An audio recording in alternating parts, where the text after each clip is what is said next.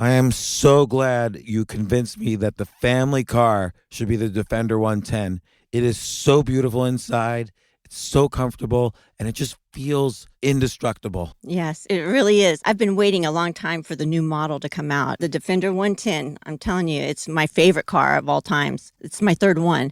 You know, I have stories of going off road. The guy managed the group. He was like, "What are you doing in this beautiful car?" I'm like, "I'm going off road." He's like, "Are you sure? Because you can use one of ours." And then they look like Mad Max cars. I'm like, no, we're going to do this. And he was shocked. Wow.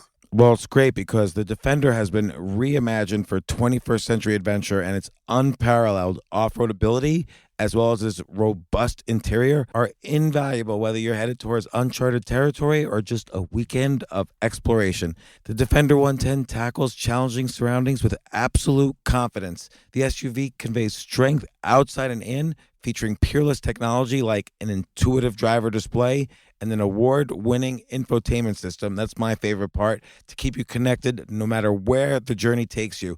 Adventure is unique to everyone, and so is the Defender. Choose from the two-door Defender 90, the four-door Defender 110, or the larger Defender 130 with the ability to seat up to 8 passengers. You'll find uncompromising performance in all three. So pack up and go even further with the Defender 110. Learn more at LandRoverUSA.com/Defender.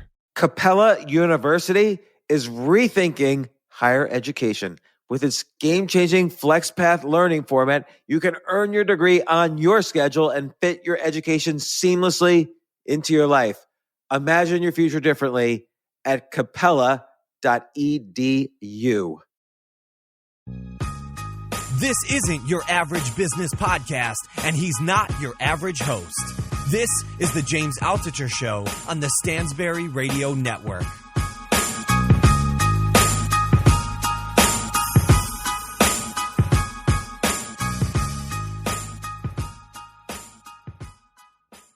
So Ryan Holiday, welcome back to the show. Thanks for having me. It's good to be back. It's been a long time. Yeah, and you know, Ryan, last time you were on the show, you had just finished the book, The Obstacle is the Way, about Stoicism, and we spent our time talking about Stoicism and how important it is in life and daily life and so on.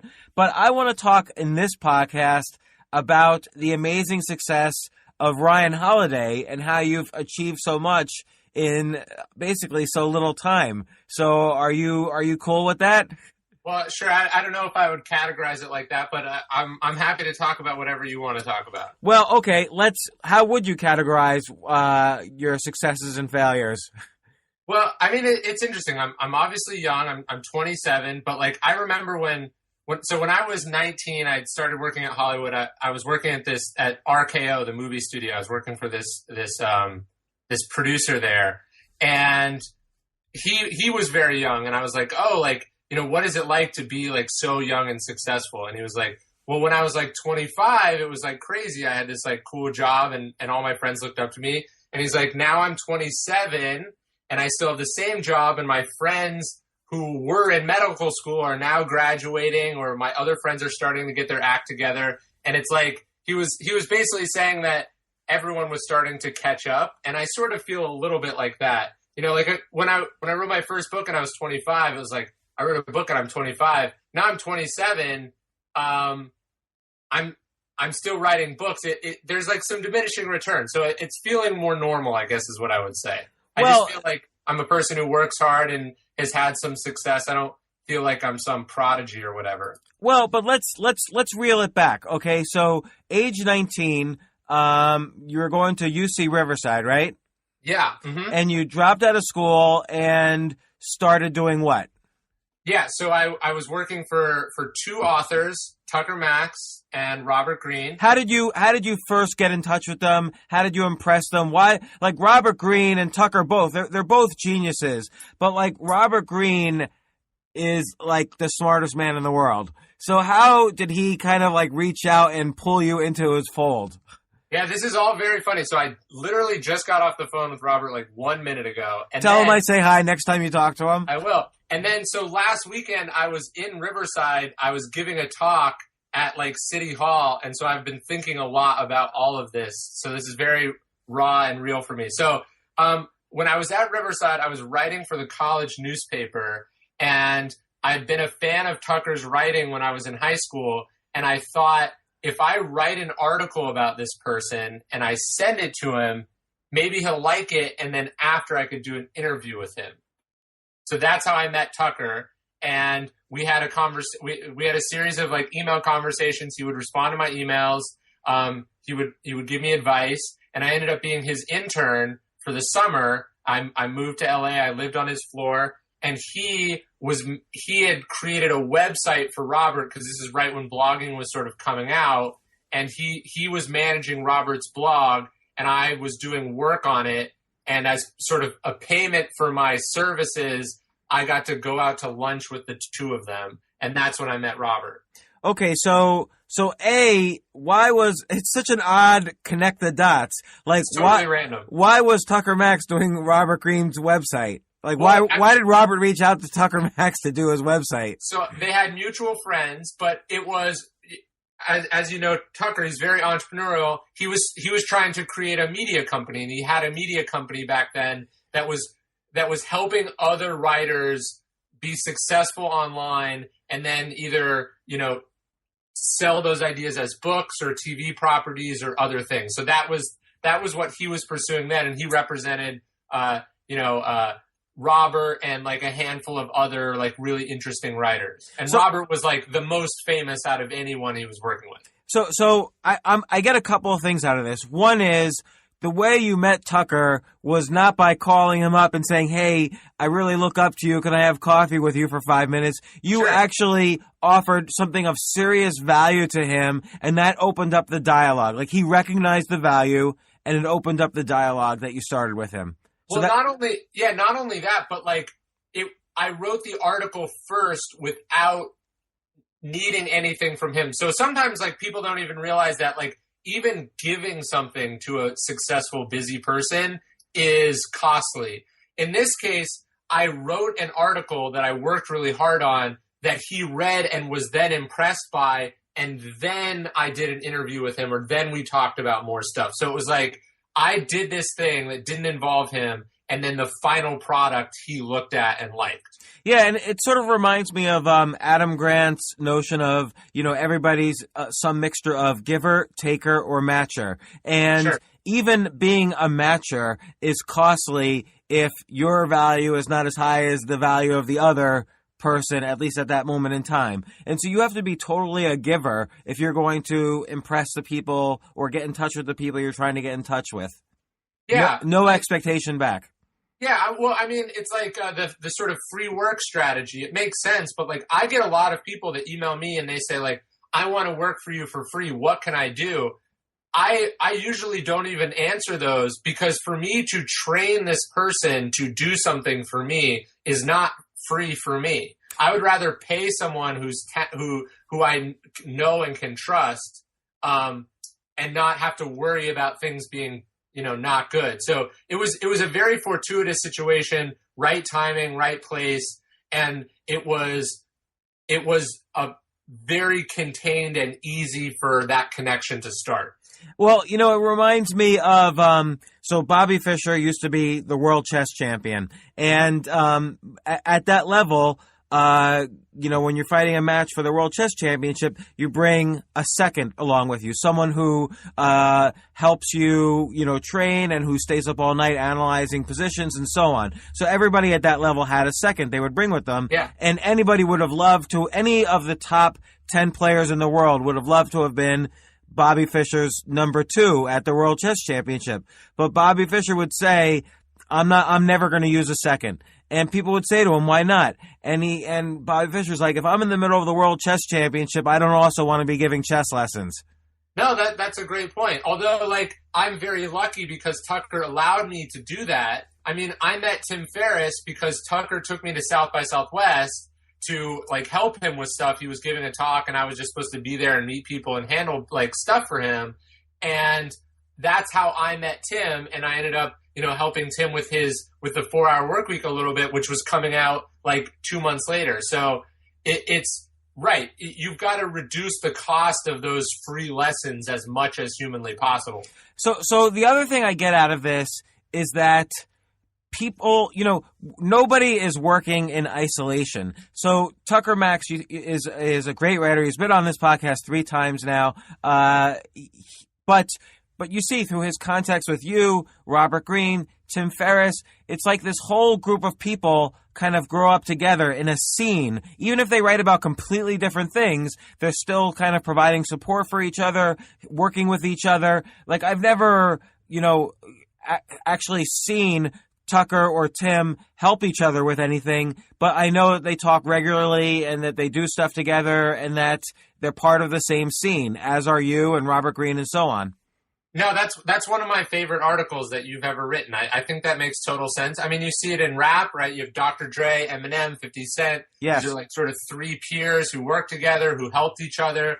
And there's like a little bit of one discovers the other, and then they become peers with each other. I think that's how it works. And you want to have your own version of that as much as possible. So, and the other thing is, I remember when Tim wrote about meeting Tucker, he did a lot of research on Tucker. So rather than talk about Tucker's books or anything, he made some comment about mixed martial arts to Tucker. And so he was able to engage Tucker on some commonality that was outside of the realm of where, either of them, were either famous or were to become famous.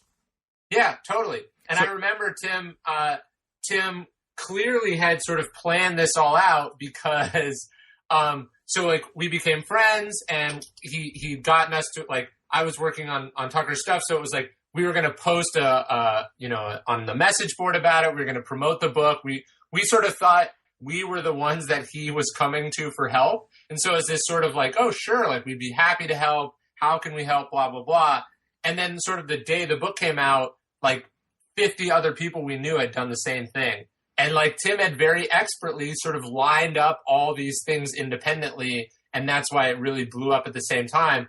But he was able to develop individual personal connections with all those people.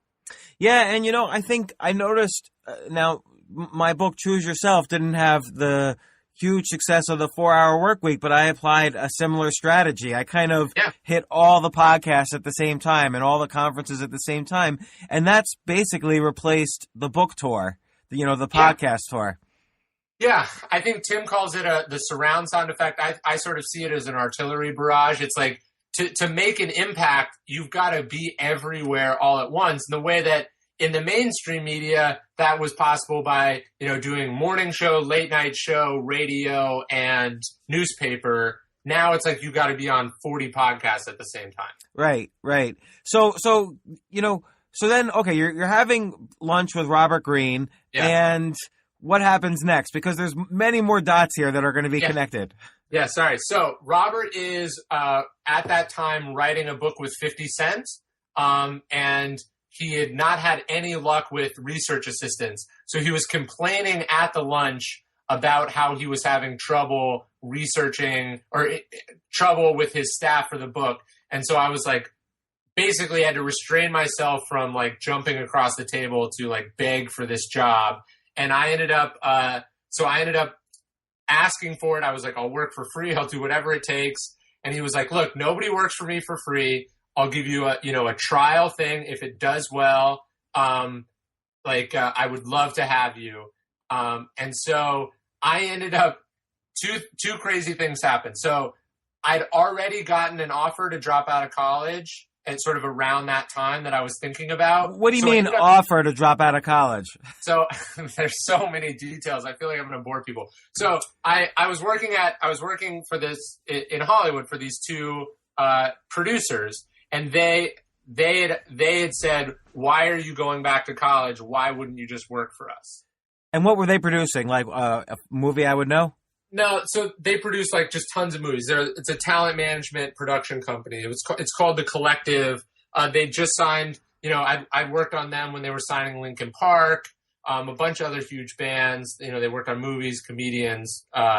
They ended up, now they have a big YouTube studio. It's a pretty big company. So the producer I was working for, his name's Aaron Ray. So he was trying to convince me not to drop out of college and work for him. And then so this thing from Robert happened. And so that sealed it for me, although I didn't tell Robert that's what I was doing, because I thought it would like scare him off. And then the other detail is I was so nervous that when I gave Robert my phone number, I wrote it down wrong. And he called me like the next day. And so other people answered the phone, like people who are not me. And they pretended to be me. But like they pretended to be, they were friends of mine and that I was injured in the hospital. And they strung him along for like a week pretending that I was in the hospital.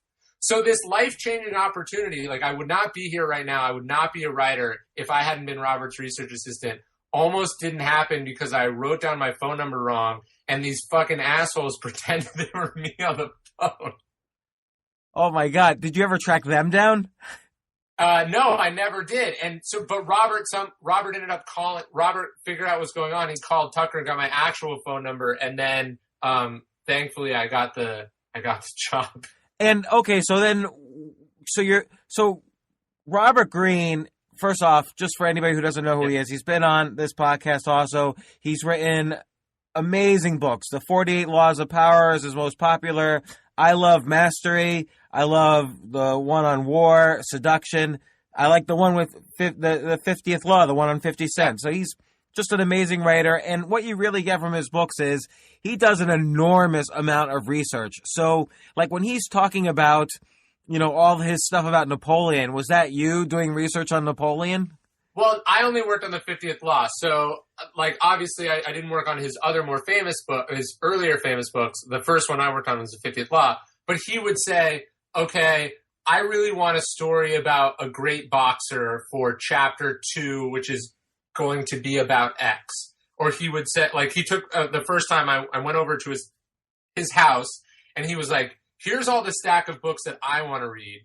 Here's all the books that I don't want to read that might have something in them. That's your job. And so I would read all these books, you know, the ones that he thought weren't going to be very good. And my job was to try to to save him time. Or later he would say like, yeah, like, I think there's a story about Cornelius Vanderbilt. I'd like to include him in here. And so there's a story in the 50th Law about Cornelius Vanderbilt that I was able to sort of research the bones about. Then I would provide I would say like, these are the pages you would want to consult. You know, here's a couple sources, here's an article, here's all the things you would need. And then Robert would see if that, you know, met his standards, read all the material himself, and then craft the story. That is awesome. You know, and I say that not from the point of view of the listener, but from my point of view. Like, I'm in the market right now for a researcher, and you've just defined my job description for that. So that is good to know.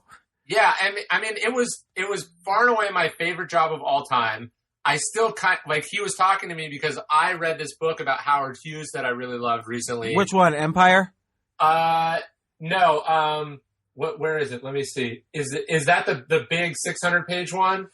Let me see. I have it right here. I read on the Kindle, so I don't know how many pages. No. It's Howard Hughes, His Life in Madness. So I read this book and it's like a critical look at how messed up Howard Hughes was. Like, we think of him as this genius, but in reality, he was deranged and perhaps one of the worst businessmen of all time. Let me ask you a question, because I've had and I want to get back to the story, but I had a discussion just 2 days ago with someone about this. I know his father invented the drill bit that then created Hughes Tool Company, but didn't Howard Hughes, the Howard Hughes we know, didn't he also invent enough additions or tweaks to the drill bit that he could claim it as his own, that he did something? Absolutely not. So Howard Hughes' father invented this drill bit. He may have actually stolen it or bought it from someone else. He starts his company. It's very profitable. He drops dead of a heart attack at like 50. His 17-year-old son inherits 2/3 of the company. Howard Hughes' single greatest business decision was borrowing against his shares to buy out his uncle and grandparents to 100% control the tool company. And then after doing so, essentially never touched it again, other than the subsidiaries that he built around it, some of which were very profitable and run by other people, others which were enormous money holes where he spent the vast majority of his time burning more cash than most people will ever see in their lifetime. His movie studios, well, RKO, didn't he own RKO for a while? Yeah, he bought RKO and then lost about $20 million on it over 7 years And then, of course, selling it at a huge loss. TWA he bought and then treated it as his private plaything, and then was sued by the shareholders for mismanagement and then forced to sell it. And when he was forced to sell it, it was the single biggest amount of money that he ever made in his career. And it was against his, it was after years of effort to prevent that from happening. Like, he desperately did not want to sell the shares, not because they were valuable, but because he was addicted to the control of the company. So just yesterday, I guess you were talking to Robert Greene about Howard Hughes? Yeah, so I read this book about Howard Hughes, and I know what Robert is working on now, and I was like, Robert, like, you have to read this book. Like, I think I was like doing the job for free, basically. That's so funny. Well, that, again, I want to point it out. You doing a job for free seems to be a kind of channel for your success. Well, I mean, I don't see it as free because I feel like I'm deeply indebted to this man who taught me the craft that I love, that has been an incredibly sort of patient, like, mentor and teacher to me, and has, you know, been incredibly generous too, in the sense that, like, when it was time for me to write my first book, he was like, let me introduce you to my agent. Let me, let me read your book. He's been a huge supporter of me. Like, I think, you know, typically, like, Robert talks about this in Mastery, like, usually he talks about this in the 48 Laws of Power, where you apprentice under someone, and then usually they become very jealous and bitter and guarded, and somewhat, like, resent or dislike any success that their former pupil might have. Robert has been so amazingly supportive of me in that sense that I would do anything for him. I think that's because he's been so aware of so many mentor-mentee stories like that. I mean, I would have to say, probably in my case, every mentor I've ever had eventually ended up disliking me, and it's been very unpleasant. Yeah, no, it's incredibly unpleasant. I've been through that myself. And I mean, there's that quote in Mastery where he says, "To the master goes the knife." You end up killing your former mentor, which is sad and deeply unpleasant. It's funny we're talking about this because I actually, obviously I read Mastery before I interviewed him, which was over a year ago, but I just reread it again in the past week or so. It's such an excellent book. So, it's amazing. Yeah, I look forward to whatever he does next. But so now we're going to connect the dots further because I know Robert Greene then introduced you to American Apparel, where you became the director of marketing at like the age of 20 or something. Yeah, so Robert was on the board of American Apparel when it went public. He was an advisor to Dov Charney, who's the CEO. And I came in to help Dov with some like marketing and strategy issues that he was having. I didn't have a formal position or anything. He just said he gave me a tour of the factory one day and he was like, Ryan, this is a $1 billion company. I think you should work for me. And I said, I think so too. And I ended up working there and there was no marketing department. Everything was all scattered. So I helped him build a marketing department, which I eventually then ran.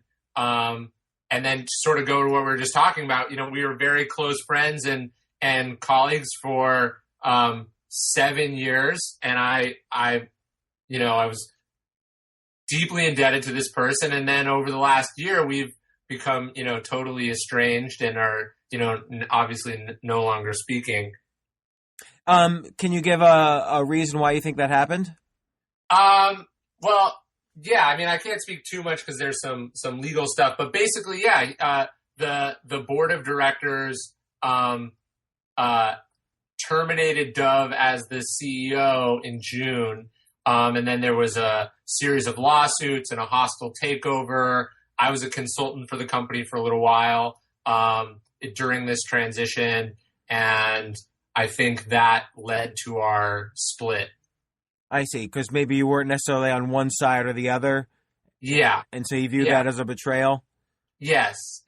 So when I think of American Apparel marketing back then, I think of two things. One is kind of the obvious sort of made in America appeal to it, and then, but really the great thing about their marketing, and I wonder how much you were involved in this, were their amazing and crazy photographs, like on billboards, on stores, everywhere. Like, almost to the point where people were practically accusing the company of like child abuse. Like, what's the story behind the marketing campaigns of American Apparel, and where were you in that?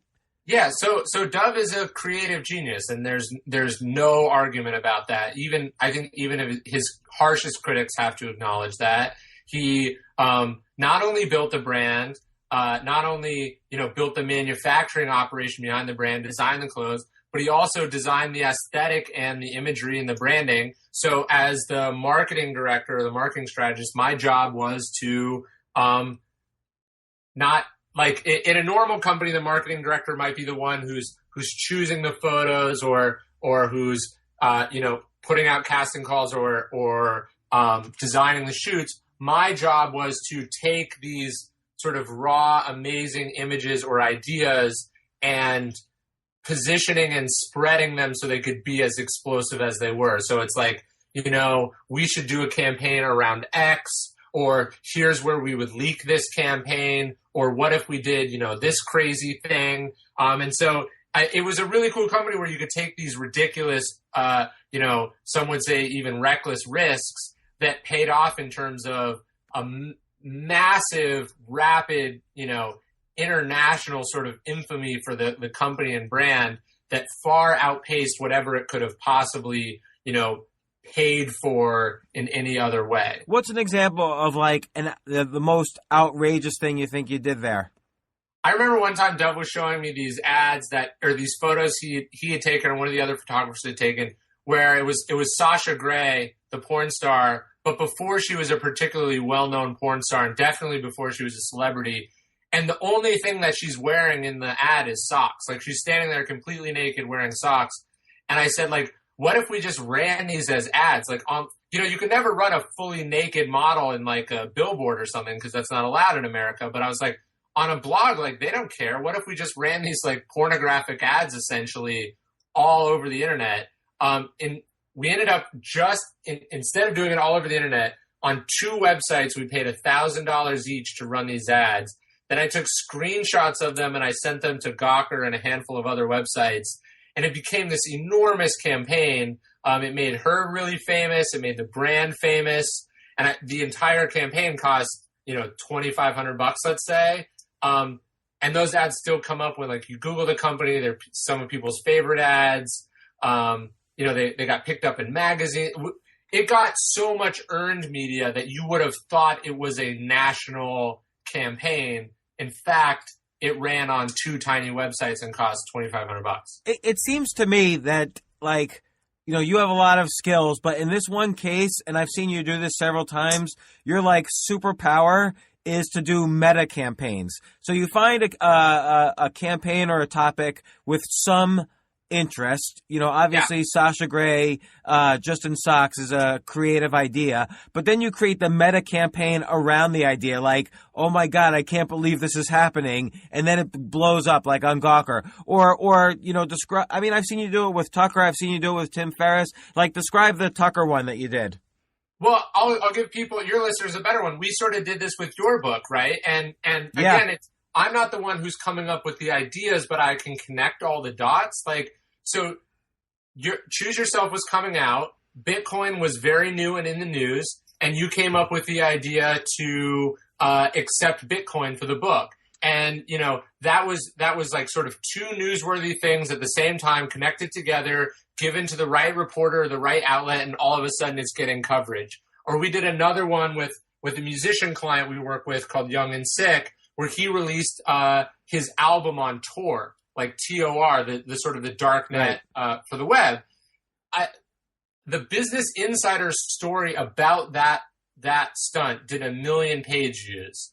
the actual album was downloaded like 10 times on tour, right? It's funny because, with the Bitcoin thing, I think I only sold like about 100 via Bitcoin. Sure. But I went on CNBC because the claim was I was the best-selling author ever that was Bitcoin only at the time. And because I released it on Bitcoin before I released it on Amazon. And on CNBC, they asked me, did you just do this for the marketing? And I said, well, look where I am right now. I'm on national TV. So it worked. Totally works. Describe the Tucker one. And you know the one I'm talking about. Yeah, the Planned Parenthood one? Yeah. Okay, so for Tucker's, I guess it was his last book, there's this line in the book, and again, I didn't say it, he did. He says, I've paid for so many girls to get an abortion, they should name a Planned Parenthood clinic after me. And so I obviously, when I was reading the book to give notes on it, because we were friends, that line stood out to me. And when we were talking about marketing ideas for the book, I was like, it would be crazy. And we were just joking around. I was like, it would be crazy. What if you paid to name a Planned Parenthood clinic after you? Like, what could that possibly cost, right? Because they have all these local branches. What could that possibly cost?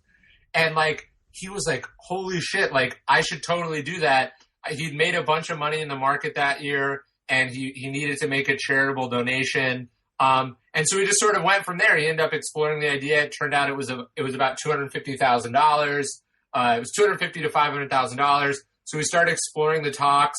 Originally, they're very interested in the idea. Then I think they talked to a lawyer or something, and the lawyer didn't like Tucker, or some PR person didn't like Tucker, and they were like, sorry, we want nothing to do with you.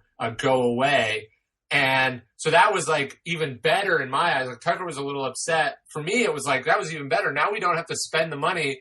And now the story is, Planned Parenthood rejects a $500,000 donation. And I ended up writing the article myself for Forbes because I was a contributor there.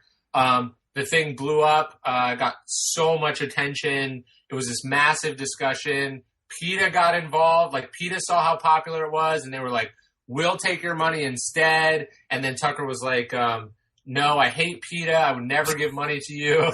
So it became from this joke, and then from, the sort of pursuit of it, ended up becoming, one of the bigger stunts that I've ever done.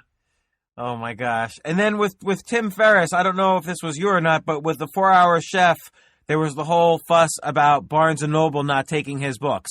Yeah, I mean, that was real, right? Barnes & Noble really didn't take his books, but it was a very deliberate discussion to sit down and say, okay, if that's how this is going to be played, what is our response? What's the sort of what is the idea we're going to build this campaign around? And it became a sort of, David versus Goliath thing that led to, Tim being open to trying new things. And I connected him with the people that I knew at BitTorrent, who I'd known for a long time, actually, since I'd been in Hollywood. And they came up with this, amazing BitTorrent bundle. It was one of the first ones that had ever been tried on that platform. And the book ended up doing really, really well.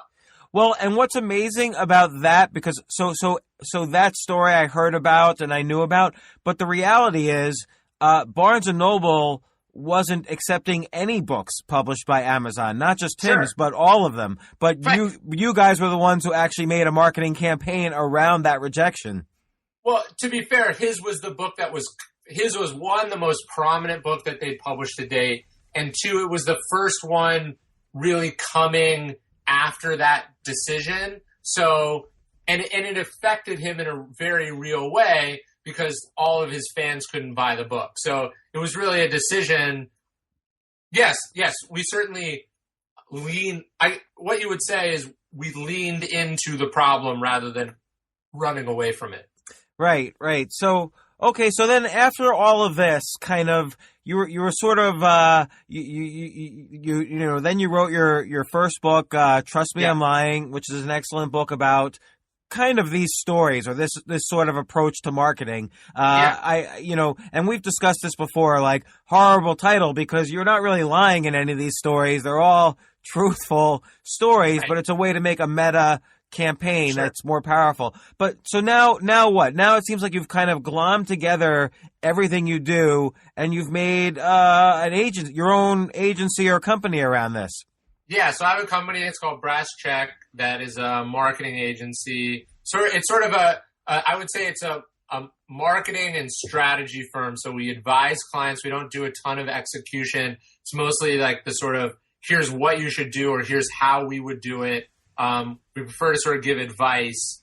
And then I sort of see us in the book space as being sort of like producers of books. So like we're ghostwriting a number of books right now. We're helping authors who have ideas for books, how to develop that into a book, into a proposal. Then we broker the relationships. The book gets sold. Then we help them make that book. Then we might help them market it as well. So it's sort of like, the thing they all have in common is people have ideas that they want to get out into the world. What's the best way to get that out there and spread it as widely as possible? And we're sort of experts in that domain. What are the mistakes that many authors or even entrepreneurs make when marketing their books or products? Sure.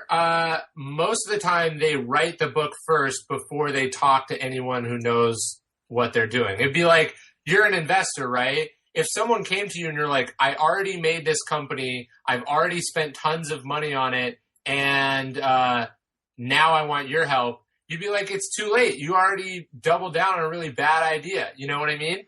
Right. It's funny because, 85% of all businesses fail, but a good statistic to know is that if you're profitable, meaning if you have a customer when you start your business, then the odds go down to about 20%.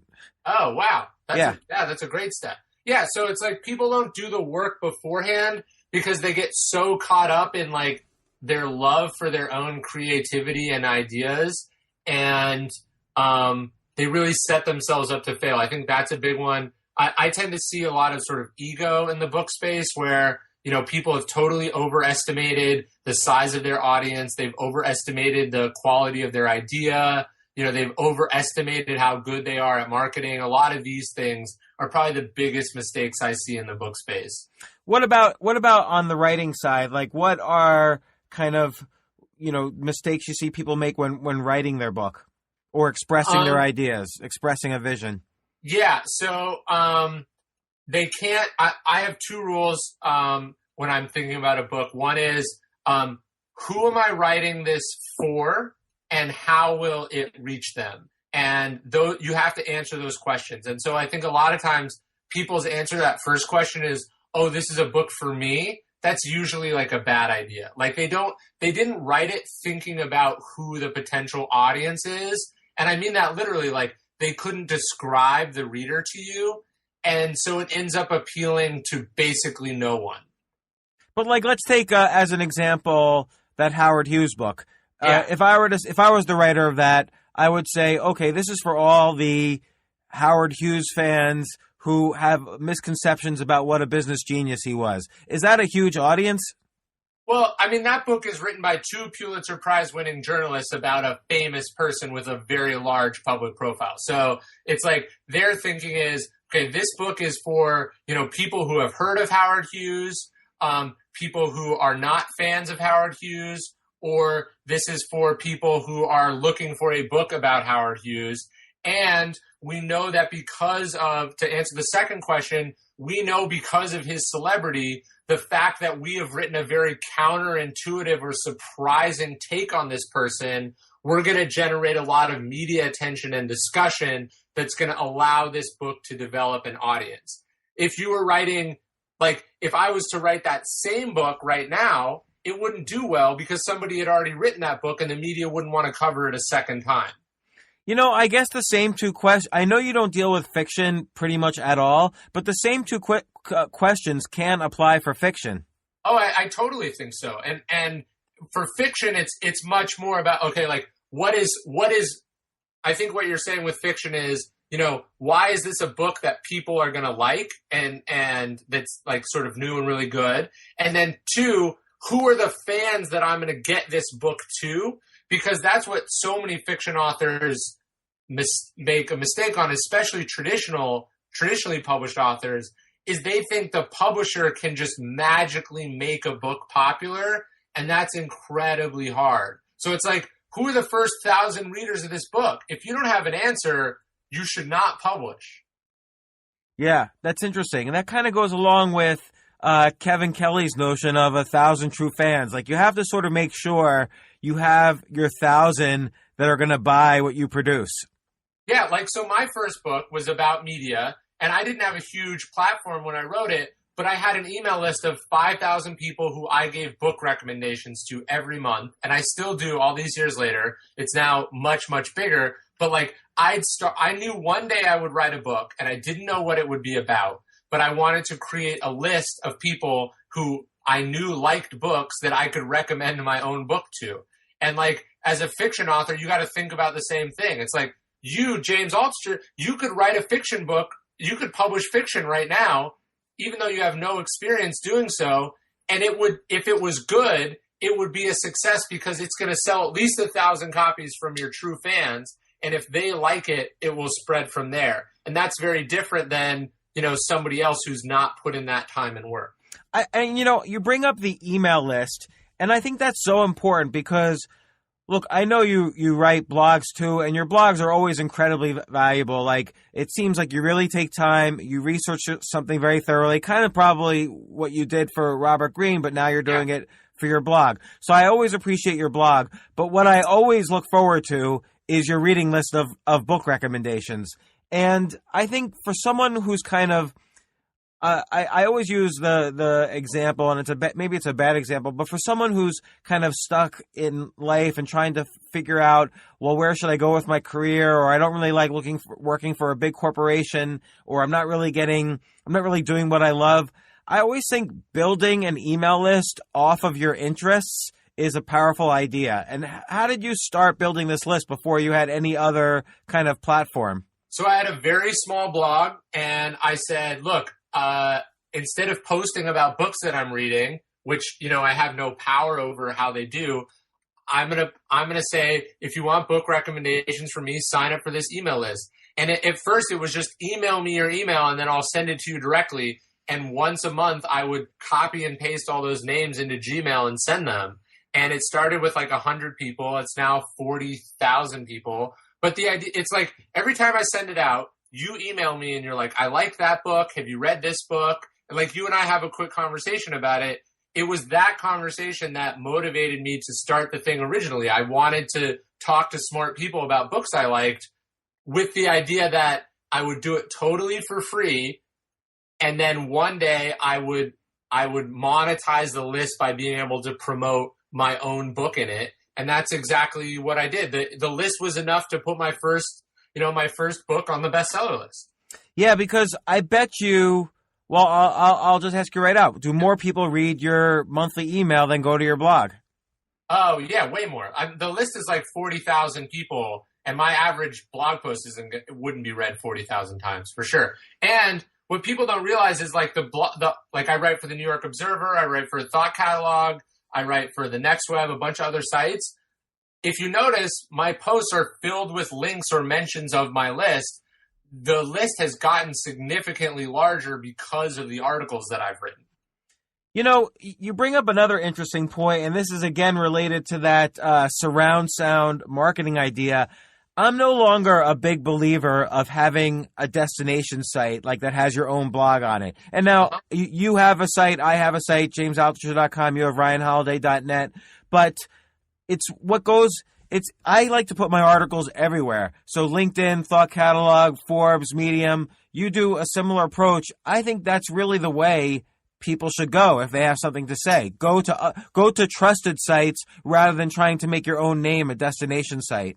Well, so I got the idea from you because I didn't know that. I started reading your stuff. I forget where it was.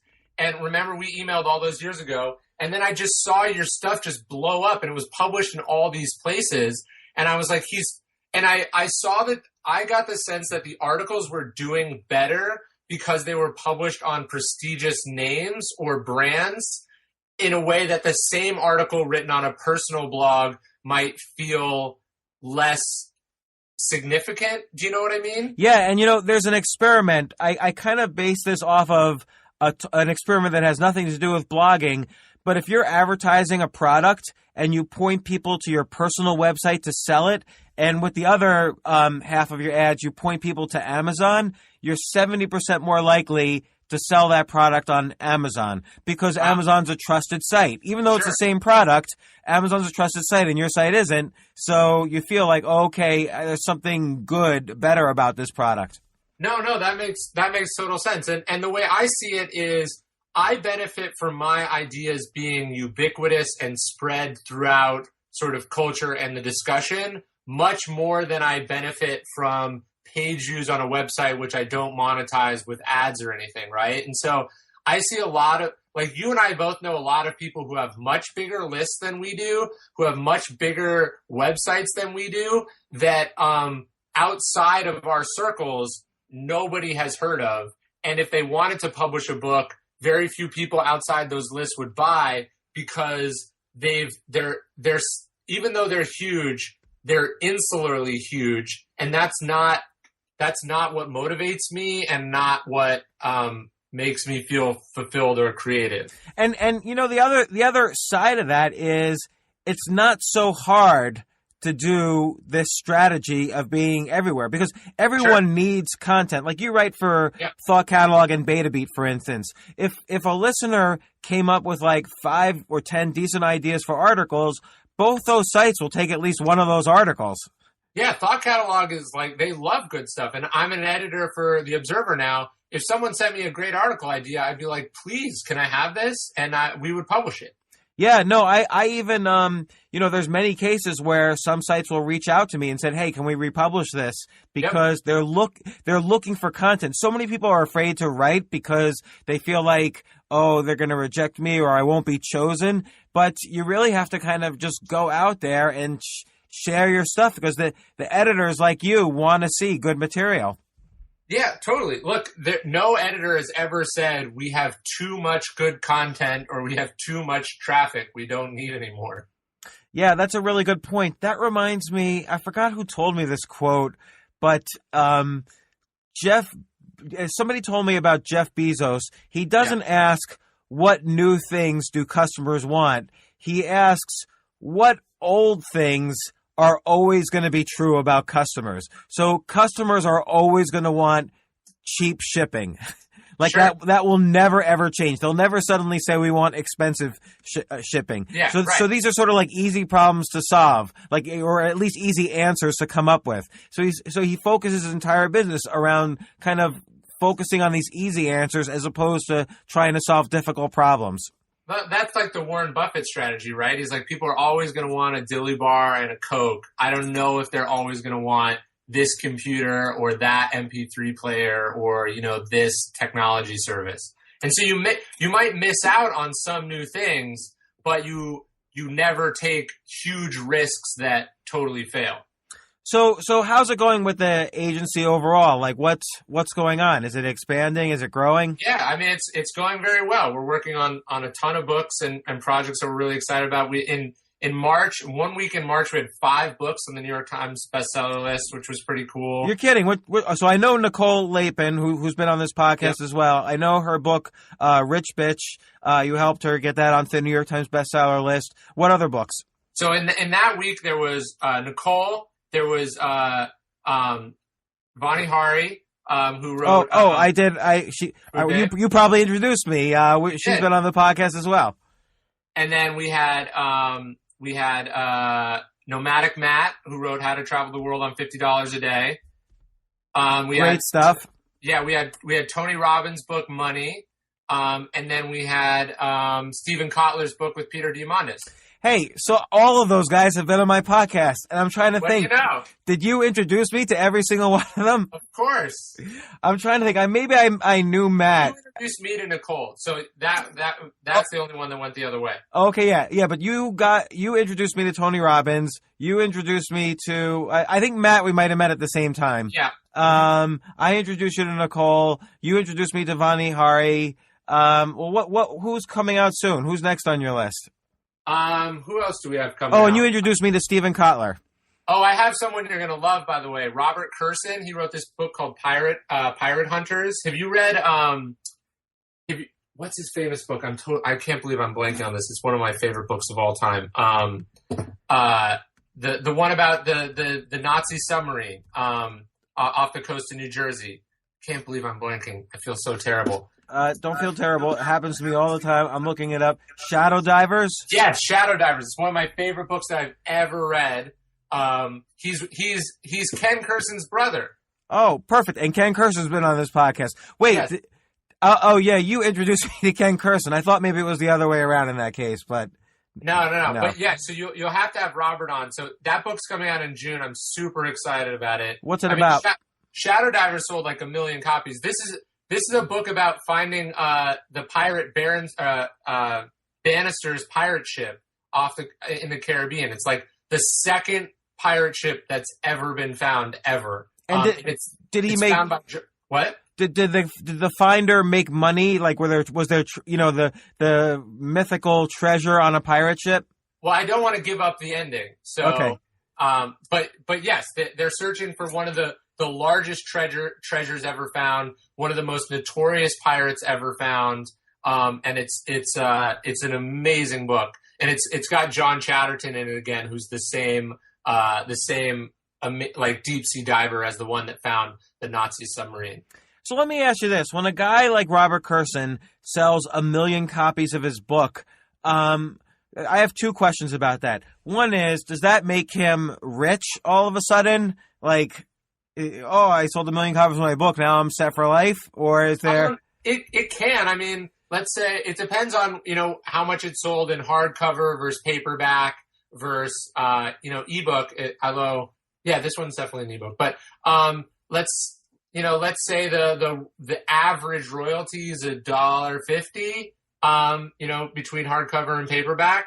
It's pretty good money. It depends on whether it's going to keep selling. If a book sells 1 million copies 10 years ago and then never sells another copy, that's $1 million. If that book continues to sell, 500 copies a week for the next, 20 years, that's a lot of money as well.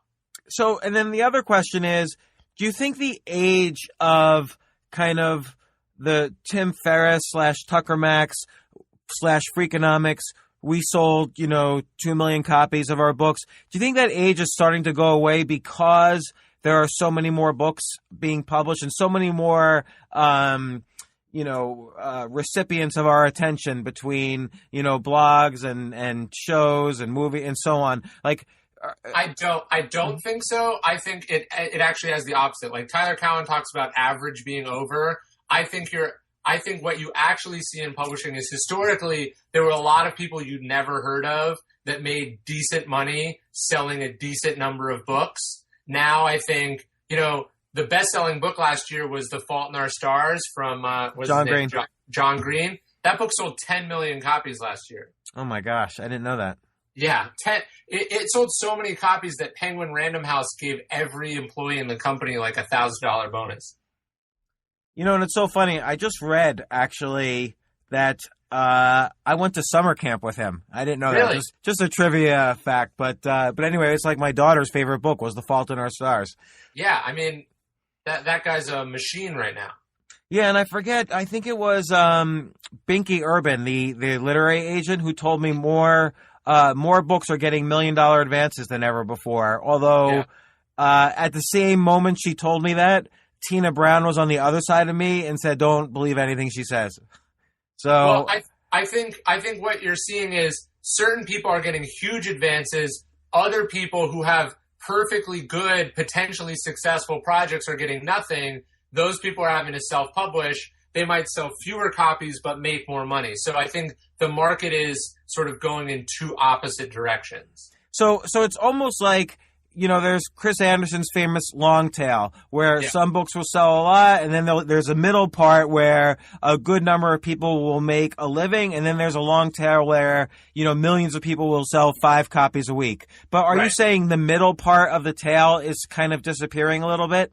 I think so, and I think the middle part of the tail is disappearing from traditional publishing. Like if you'd published Choose Yourself with Simon & Schuster, that would have been considered a really big, like a solid hit for them. Like, they wouldn't be like, flying you around the world in a private jet, but it would have been a huge source of revenue for them, right? Because it sold a good amount of copies. It would have been cheap to acquire, all these things.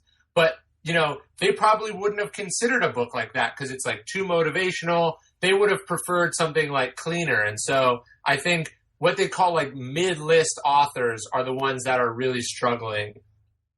Yeah, that's interesting. I guess this holds true for fiction. But, why don't you self-publish? Because it seems like you would really benefit from self-publishing because you can have much more control over your marketing, your pricing, the way you bundle a book on email lists. Like my most effective way, like I just published another book, Choose Yourself Guide to Wealth, and I've sold through email lists, not through Amazon, but through email lists. I've sold, just in the past 3 or 4 weeks, 40,000 issues of that through email.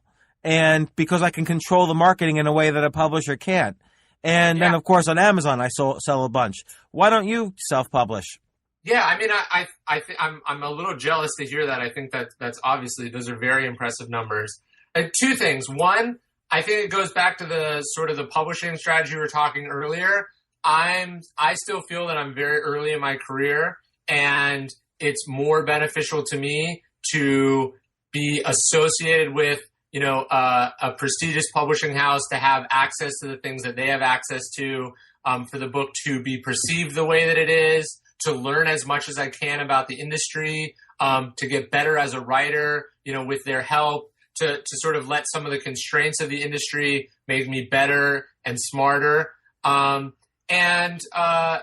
Also I would prefer that the book be, again, like I want the book to be read by the right people rather than just raw numbers right now. Right. And I can always change that strategy down the road, but what I'm not doing is what too many traditionally published authors do, is go, oh, I would never self-publish. I'm not one of those people. I don't need to do what they're doing. I have a big platform, or a big enough platform for me, and I'm building the tools for it, that were I to change my mind in 5 years or 10 years, I have the ability to do so. I wouldn't be like learning a new language. Well, when I did Choose Yourself, which is by far my most successful book, you told me, I was asking you lots of questions, and you told me I can go for one of 3 things. And if you get other of these 3 things, it's great, but you could really only aim for one. And the first one was number of copies sold. The second thing was you could aim to be on like the New York Times bestseller list. Or the third thing was you could aim for money. But it's kind of hard to get 2 or 3 out of 3 of those. Yeah. And so like this Choose Yourself Guide to Wealth, I had to specifically give up, award lists like the bestseller list, because nobody tracks email, books you sell through email lists. And I kind of actually probably had to give up numbers because I priced very high through the email lists. But, but because I self-published, I'm in charge of my marketing. So at some point I'll bring down the price and focus more on numbers. Totally. And look, you're seeing a lot of originally self-published books now get acquired by traditional publishers. So the market's changing all the time. I think you just got to be smart about what you're doing. Well, 50 Shades of Grey was self-published and then picked up. And The Martian by Andy Weir. I don't know if you've read that. No. Oh, you would like that book. That was originally self-published. Now Ridley Scott's doing the movie on it. It's mainstream published, I think, by Random House Penguin. But it was originally self-published and sold a few 100,000 copies that way. Oh, wow. Yeah. So Well, Ryan, this has been really great and educational. I'm glad you came back on the podcast. And is there anything you're working on right now that I can kind of give a plug for? Well, I will say everyone should sign up for your email list. Oh, thank you. And where can they find it?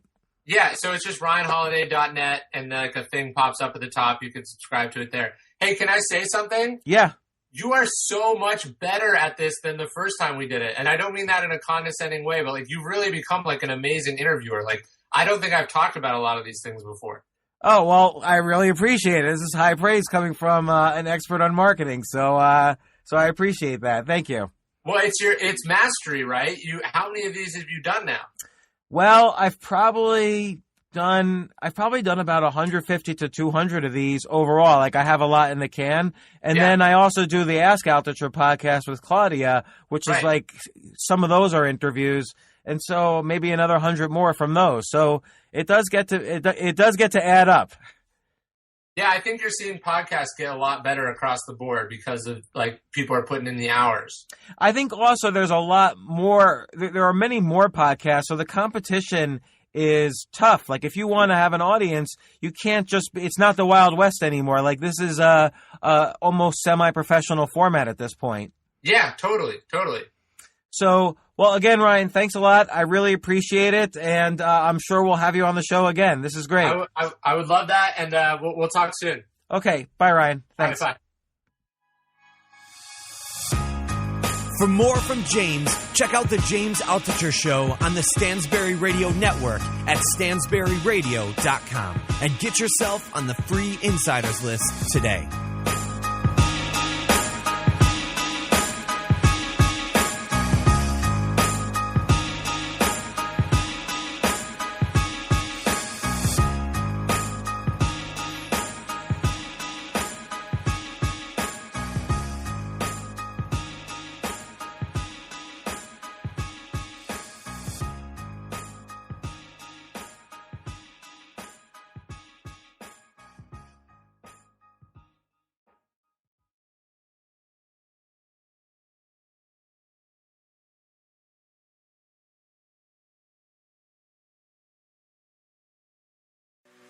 I created this idea called Generation W. It's all about educating, inspiring, connecting women. And it's about building community at the same time.